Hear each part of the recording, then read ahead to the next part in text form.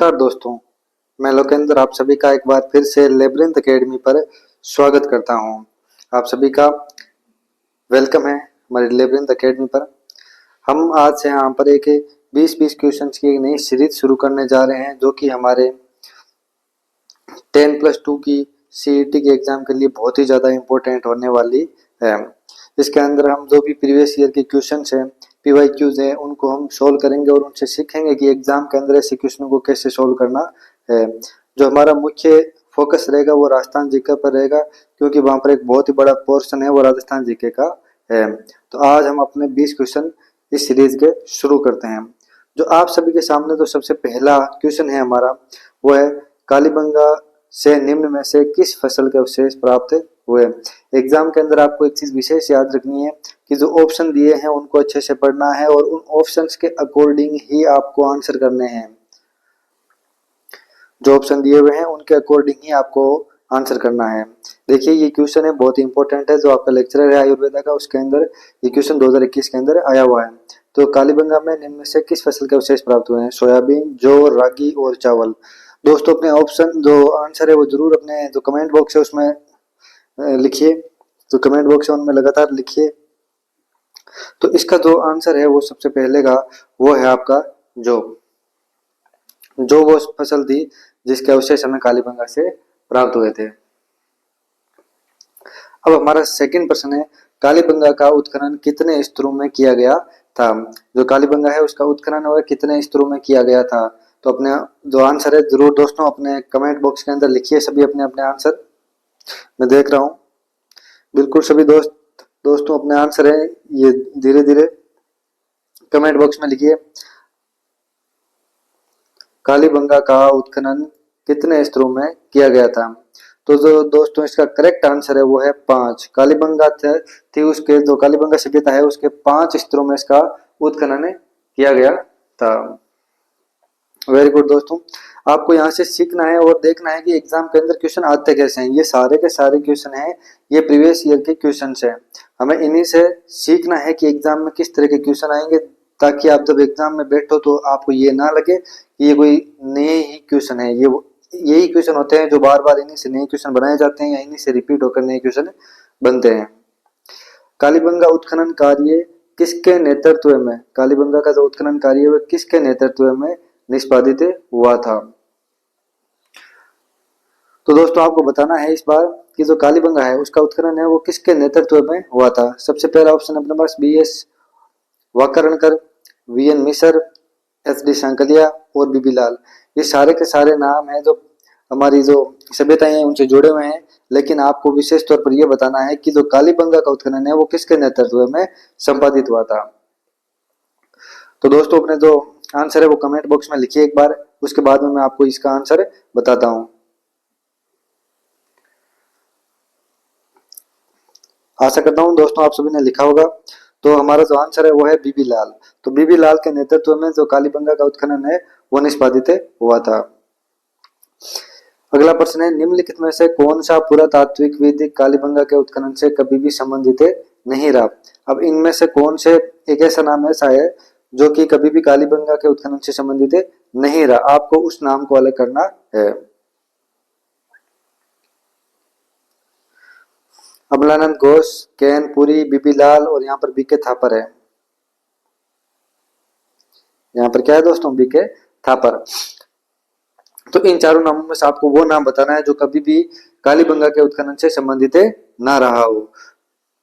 तो दोस्तों अपने आंसर जरूर कमेंट बॉक्स में लिखिए। हर क्वेश्चन के बाद में आप अपने आंसर है वो एक बार कमेंट बॉक्स में लिखिए। मैं आपको इतना समय देता हूं कि आप आंसर कमेंट बॉक्स में लिखें, ताकि आपको ये आंसर याद रहे, बार बार वीडियो देखने की जरूरत ना पड़े और आपको ये आंसर याद रह जाए। आप एक्टिविटी करेंगे साथ में तो आपको आंसर भी याद रहेंगे, क्वेश्चन भी याद रहेंगे। तो आप जरूर लिखें इनके आंसर है तो ऐसा कौन सा पुरातत्व विद था जो कभी भी कालीबंगा के उत्खनन से संबंधित नहीं रहा?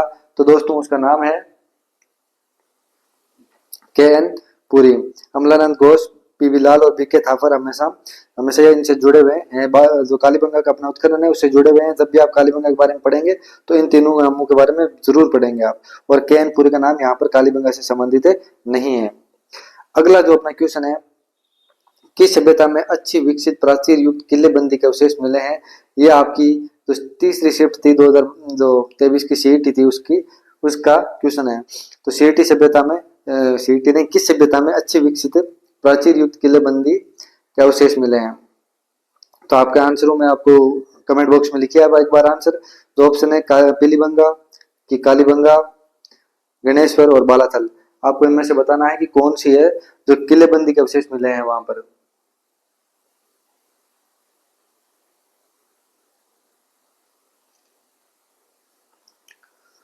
तो दोस्तों जो इसका आंसर है वो है कालीबंगा। कालीबंगा है, वहां से अच्छी विकसित प्राचीर युक्त किलेबंदी के अवशेष हमें प्राप्त हुए हैं। तो हमारा जो अगला क्वेश्चन है वो है 1950 से 53 में कालीबंगा के उत्खनन कार्य में जिस पुरातत्ववेत्ता का प्रमुख योगदान रहा वह है। उनमें आपका पहला ऑप्शन है John Marshall, Dayaram Sahni, R C. Agarwal और अमलानंद घोष। तो आपको दोस्तों यहाँ पर ये बताना है कि जो 1950 से 53 में कालीबंगा का जो उत्खनन कार्य हुआ था उसके अंदर जिस पुरातत्ववेत्ता का प्रमुख योगदान रहा था वो कौन से थे इनमें से। ये एग्जाम आपके एग्जाम के लिए बहुत ही इंपॉर्टेंट क्वेश्चन होने वाला है। इस क्वेश्चन का आपको आंसर जरूर याद रखना है। हो सकता है कि ये क्वेश्चन आपके एग्जाम के अंदर इस बार दिख जाए, कोई भी बड़ी बात नहीं है। तो आपको इसका आंसर हमेशा आपको याद रखना है दोस्तों। जो अमलानंद घोष है वो उसकी 1950 से 53 में कालीबंगा का जो उत्खनन कार्य हुआ था उसमें पुरातत्ववेत्ता के रूप में प्रमुख योगदान इन्होंने दिया था।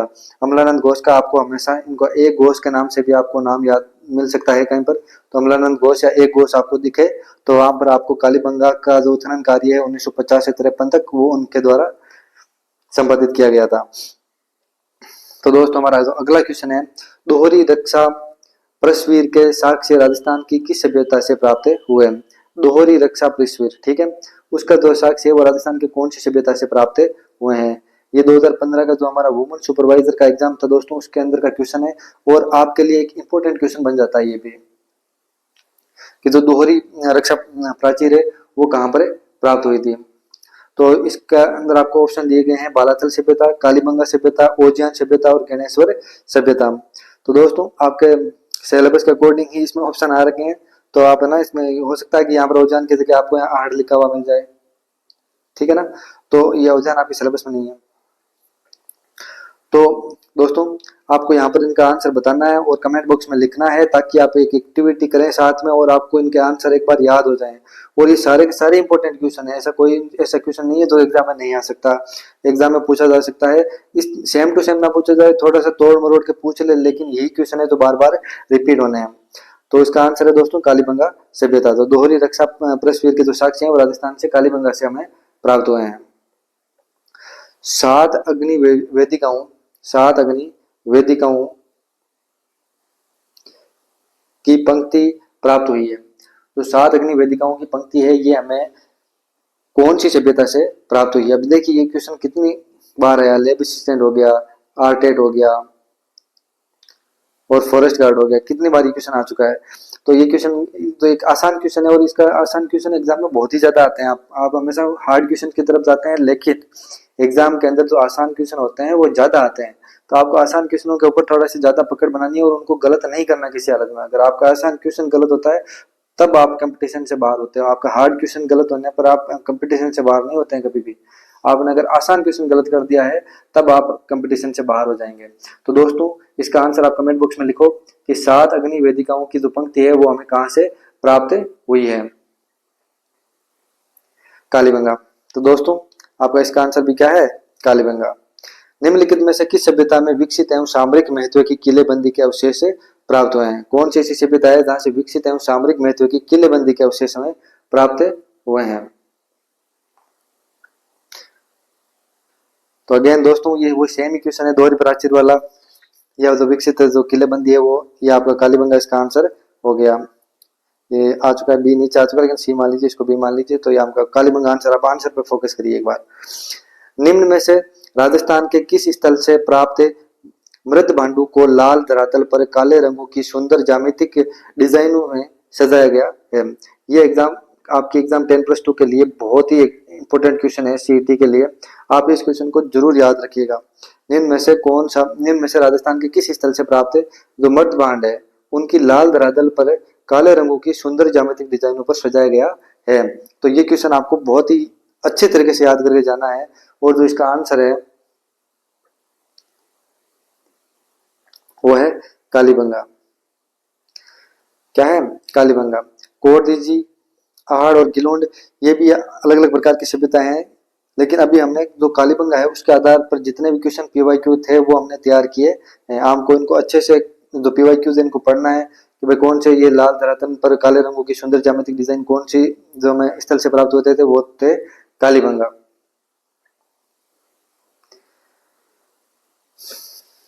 अब देखो कालीबंगा के बारे में इतनी चीजें पढ़ी हैं तो हम कुछ चीजें और पढ़ लेते हैं कि जो इस सभ्यता की खोज थी वो 1952 के अंदर एक घोष या अमलानंद जी घोष के द्वारा की गई थी। एक घोष या अमलानंद घोष के द्वारा की गई थी।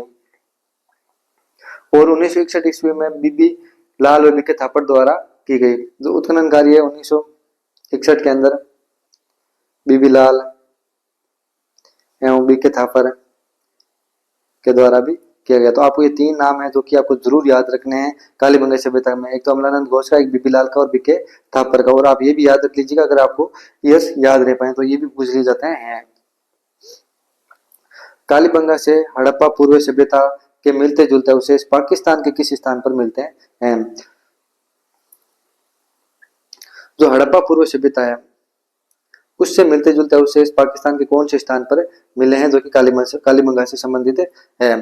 तो यहाँ पर ये देखो आप दोस्तों, जूनियर इंस्ट्रक्टर कोपा 2000 जो 24 मार्च 2019 को एग्जाम हुई थी उसका क्वेश्चन है। तो इसका जो ऑप्शन आपको दे रखे हैं वो है सतकांडेर, लाहौर, कोरदीजी और मोंटे गोमरी। तो दोस्तों इसका आंसर आप कमेंट बॉक्स में जरूर लिखें। कमेंट बॉक्स में मैं लिखने के लिए इसी कह रहा हूं कि आप एक एक्टिविटी से जुड़ते हैं जिससे आपको आंसर आसानी से याद रहता है। तो कालीबंगा से हड़प्पा पूर्व की सभ्यता के मिलते जुलते अवशेष पाकिस्तान में किस स्थान पर मिले हैं?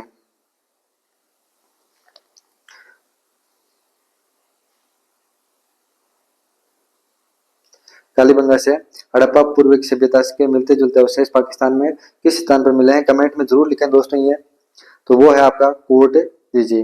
तो कोरदीजी वो स्थान है जहां पर हड़प्पा पूर्व सभ्यता के मिलते जुलते अवशेष है वो पाकिस्तान में मिले हैं।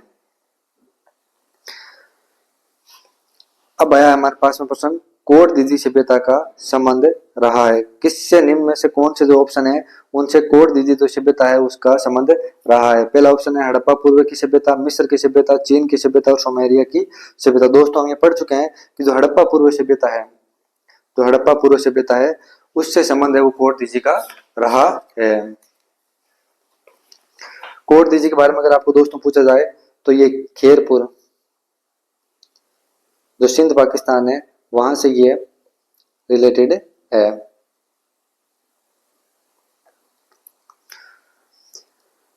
अगला हमारा दोस्तों जो प्रश्न है और बहुत ही इंपॉर्टेंट प्रश्न शब्द जो क्वेश्चन है वो आ रहे हैं हमारे सामने।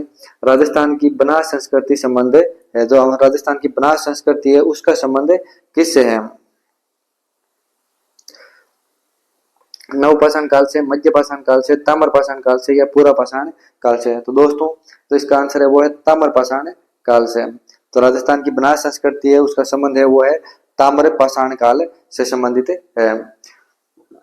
निम्नलिखित में से किसे बनास संस्कृति के नाम से भी जाना जाता है? ये अगेन आपके सामने बहुत ही जो वेरी इंपॉर्टेंट वाला क्वेश्चन होता है वो आ चुका है कि संस्कृति में से किसे बनास संस्कृति के नाम से भी जाना जाता है? ऑप्शन आपके सामने आर्य संस्कृति, सरस्वती संस्कृति, द्रव्यवती संस्कृति और दृश्यवती संस्कृति। तो आपको इनमें से आंसर बताना है। और ये बहुत ही फेमस क्वेश्चन है आपके लिए, कि फेमस इजी और मतलब एग्जाम को जो मतलब एग्जामिनर है उसको अट्रैक्ट करने वाला क्वेश्चन है ताकि आपके एग्जाम में ये आ पाए। तो दोस्तों इसको आपको याद रखना है, आर्य संस्कृति। तो आर्य संस्कृति है उसको बनास संस्कृति के नाम से भी जाना जाता है। अब हमारा जो अगला क्वेश्चन है, फसलों के उस समुच्चय को चिन्हित कीजिए जिसकी समस्त फसलें आहड़ संस्कृति के स्थलों से प्राप्त हुई। आपको इनमें से वो समुच्चय चूज करना है जिसकी जो फसलें हैं वो आहड़ जो संस्कृति है वहां से स्थलों से प्राप्त हुई है। जो बाजरा, चावल, गेहूं, रागी, मूंगफली, बाजरा, चना या रागी, मूंगफली, रागी या चना। तो दोस्तों जो हमने पहले भी एक बार क्वेश्चन पढ़ा था ये जो वाला, तो जो बाजरा और चावल वो फसलें हैं जो कि आपकी जो आहड़ सभ्यता है, जो आहड़ संस्कृति है उसके विभिन्न स्थलों से हमें प्राप्त हुई है। अगला हमारा क्वेश्चन है जो CET 10+2 में आया हुआ भी है 2023 में, निम्नलिखित में से कौन सा स्थान आहट सभ्यता से संबंधित नहीं है? तो गिलून, भगवानपुरा और राजौरी और आबानेरी, ये चार ऑप्शन आपके सामने हैं। आप अपने जो आंसर है तो आप कमेंट बॉक्स में जरूर लिखिएगा। गिलून, भगवानपुरा और राजौरी ये चारों ऐसी जगह हैं जो कि आहट सभ्यता से जुड़ी हुई है। जबकि जो आबानेरी है वो आहट सभ्यता से बिल्कुल भी अलग है, तो बिल्कुल भी जुड़ी हुई नहीं है आहट सभ्यता से। तो दोस्तों हमारा जो अगला क्वेश्चन है वो है, निम्न में से कौन सा राजस्थान की आहड़ बनास संस्कृति का प्रमुख स्थल नहीं है? पहला ऑप्शन आपके सामने है गिलून, बी ऑप्शन है ओजियान, सी ऑप्शन है बालाथल और डी ऑप्शन है लोथल। तो दोस्तों अपना जो आंसर है वो कमेंट बॉक्स में जरूर लिखिए, मैं पढ़ूंगा कौन कौन से स्टूडेंट ने एकदम सही आंसर लिखे हैं। तो अपने जो आंसर है वो कमेंट बॉक्स में जरूर लिखिएगा। निम्न में से कौन सा राजस्थान की आहड़ बनास संस्कृति का प्रमुख स्थल नहीं है? तो दोस्तों इसका जो आंसर है वो है लोथल। गिलून, ओजन और जो बालाथल है वो आहड़ बनास संस्कृति का प्रमुख स्थल में माने जाते हैं और लोथल है ये हिस्सा नहीं है इसका। अगला हमारा जो क्वेश्चन है वो है, आहड़ सभ्यता किस अन्य नाम से भी जानी जाती है? अगेन ये बहुत ही ज्यादा इंपॉर्टेंट क्वेश्चन है CET 10+2 के लिए, बहुत ही ज्यादा इंपॉर्टेंट क्वेश्चन। आहड़ सभ्यता किस अन्य नाम से भी जाना जाती है? तो दोस्तों जो इसका नाम है वो है अघाटपुर। जो अघाटपुर है उसके नाम से जो आपकी आहड़ सभ्यता है उसे जाना जाता है। आहड़ में खुदाई के बाद एक 4000 साल पुरानी ताम्रपाषाण युगीन संस्कृति की खोज की गई थी, जिससे नामक टीले के नीचे दबा दिया गया था। मतलब ये कौन सा नामक का मतलब ऐसे कौन सा टीला था जिसके लिए आपको चार ऑप्शन दिए गए हैं, उसके नीचे दबा दिया गया था। 4000 साल पुरानी ताम्रपाषाण युगीन संस्कृति की खोज की गई थी, तो कौन सा टीला था जिसके नीचे उसे दबा दिया गया था? यह आप आज हमारा अंतिम क्वेश्चन है दोस्तों, और आपको इसका आंसर करना है। जल्दी जल्दी आप कमेंट बॉक्स में लिखिए, अपना जो आंसर है वो लिखिए कमेंट बॉक्स में। तो दोस्तों इसका नाम है धूलकोट। तो ये हमने दोस्तों कुछ ऐसे क्वेश्चन देखे जो कि हमारी एग्जाम जो कि CET 10+2 है उसके लिए बहुत ही ज्यादा इंपॉर्टेंट होने वाले हैं।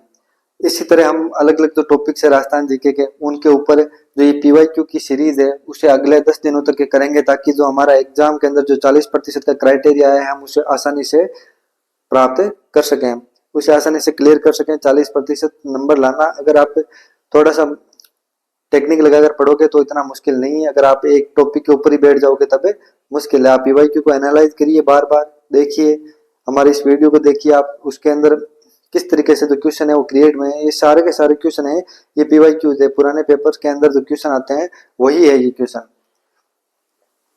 तो दोस्तों अपनी जो तैयारी है उसको और तेजी से करने के लिए हमारे साथ में जुड़िए। अगर वीडियो आपको पसंद आया तो लाइक करें, चैनल को सब्सक्राइब करें और अपने दोस्तों के साथ में शेयर करें। धन्यवाद।